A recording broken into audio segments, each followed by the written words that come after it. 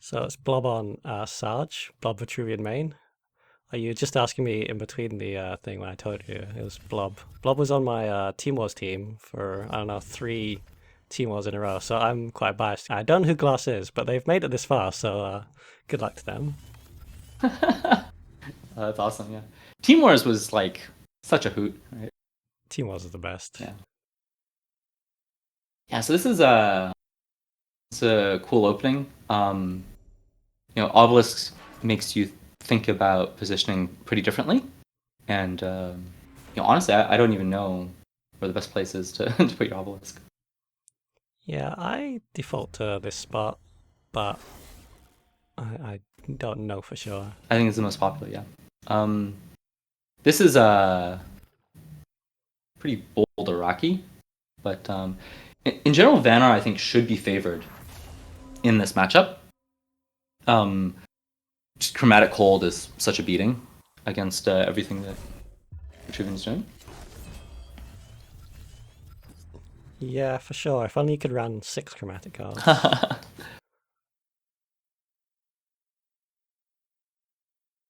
don't know what Blob's top end is. I saw a lot of Amara during the first network test, and Hailstone is going to be amazing against that. Yeah, I've watched a couple of their games. I don't think they have much of a top end. I think it's really just mid-range obelisk stuff. I don't think they're even running Time Maelstrom. Yeah, I mean, there are a lot of ways to build obelisks right now. It's all very new. So it's really cool to see what people come up with. Amara can make a lot of sense in an obelisk deck because you have so many good dispel targets already, right? You have the obelisk, you have Portal Guardian. Right. You're going to have these Dunecaster Dervishes. And so people generally just don't have enough dispel for your Amaras or enough removal. This is super gross. Yeah, Fast really is hoping that they're going to draw some removal.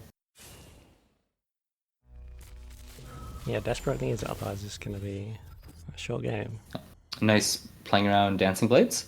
Though, you don't really need to play around Dancing Blades here. You can move the Dervish diagonally because if Glass goes and moves up and Dancing Blades that, they're not clearing your Portal Guardian, and your Portal Guardian just has an amazing frenzy. And you're probably going to just kill them on that turn. So this is a situation where Blob could have considered, not playing around Dancing Blades and having slightly better positioning, though. I mean, ultimately, it's not going to matter. Yeah, that's really, really slight better positioning. It's not like it's further away, it's just further away on one axis. Yeah, it can matter if, for example, the Mystic ran forward to hit the Fireblaze or something. Yeah.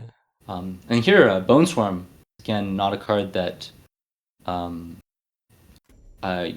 was expecting to see a ton of. So that's really cool. I'm definitely tempted to try Bone Swarm myself after seeing Blob play it. It's like, this can really get people. And of course, Glass knows that Blob is playing Star's Fury, so. Yeah, Bone Swarm is good. I'm not like a big Vitruvian player. I think they're my least favorite faction. So the only time I've really played Vitruvian is like aggro or like some sort of artifact dirtly combo. And yeah, in both those decks, you can consider playing Bone Swarm, especially in like an aggro, because it's just 2 damage to face. But the amount of times that, like, people, like, because you deploy stuff by yourself, like as per the rules of the game, like it's pretty common that it comes up and it's doing like 4 or 6 damage for 2 mana. I think Vitruvian players are definitely at peace with the idea of running Rasha's Curse just for the removal. And there are probably situations where Bone Swarm would be more effective. Yeah, this is pretty brutal. I think Glass just sort of didn't draw the removal they needed. It seems really unlucky because Vanar does have a ton of removal, but I guess they didn't get it. The strategy here was to run away from the obelisk, which I think makes good sense in this situation. But yeah, Blob did a good job positioning just at the right distance to get those Fireblades hits in.